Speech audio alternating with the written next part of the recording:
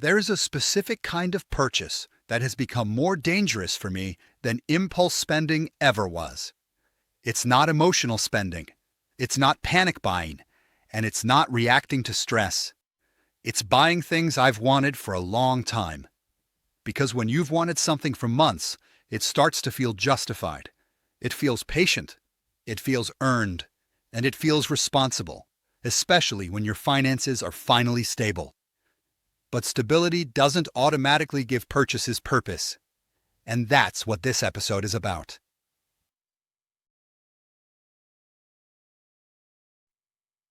When money was tight, decisions were simple. If we didn't need it, we didn't buy it. There was no debate. There was no justification. There was no internal negotiation. But when money loosened up, something changed. Wanting something no longer felt dangerous. It felt calm. It felt controlled.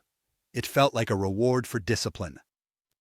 That's when I realized that the most dangerous purchases are the ones that feel reasonable.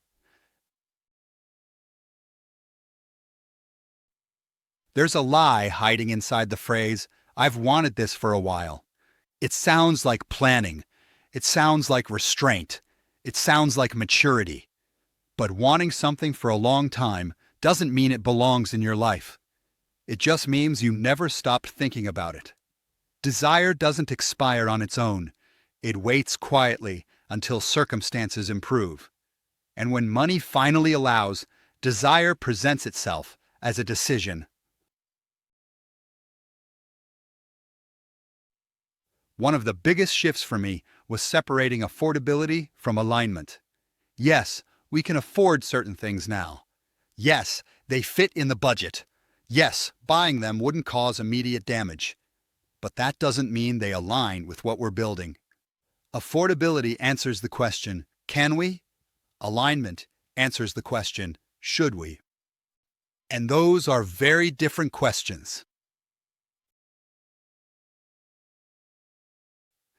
When spending is driven by desire instead of purpose, it doesn't break things immediately. Nothing explodes. Nothing goes wrong. Nothing feels irresponsible. Instead, drift sets in. Money starts going toward convenience instead of intention. Margin gets thinner without you noticing, and progress slows without a clear reason why. That's the danger of buying things without purpose. The cost is subtle but cumulative.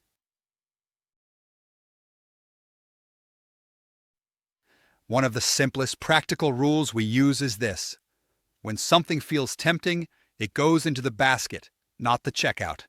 The basket is not permission, it's a pause. If the item still makes sense after time has passed, we revisit it. If it loses appeal, the desire was emotional, not intentional. Time is the filter. Urgency is the enemy.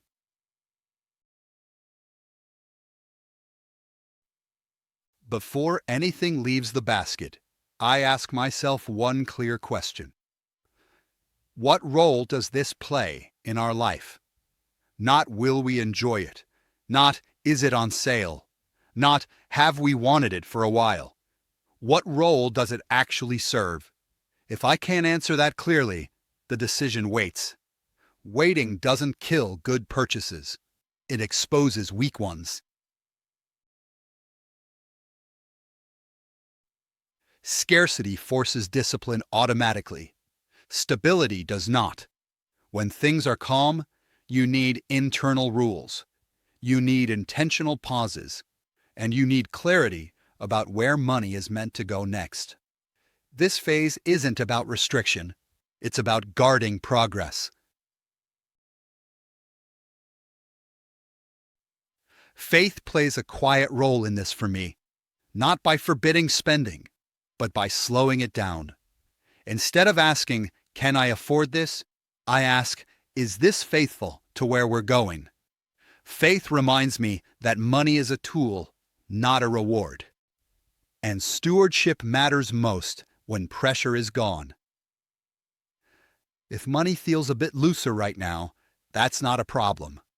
It's a responsibility. This is the phase where buying without purpose becomes tempting, where wanting something feels like justification. and where discipline quietly shifts from survival to intention. Slow the moment down, spend with purpose, and protect what you're building. I'm JP, and I'll see you in the next one.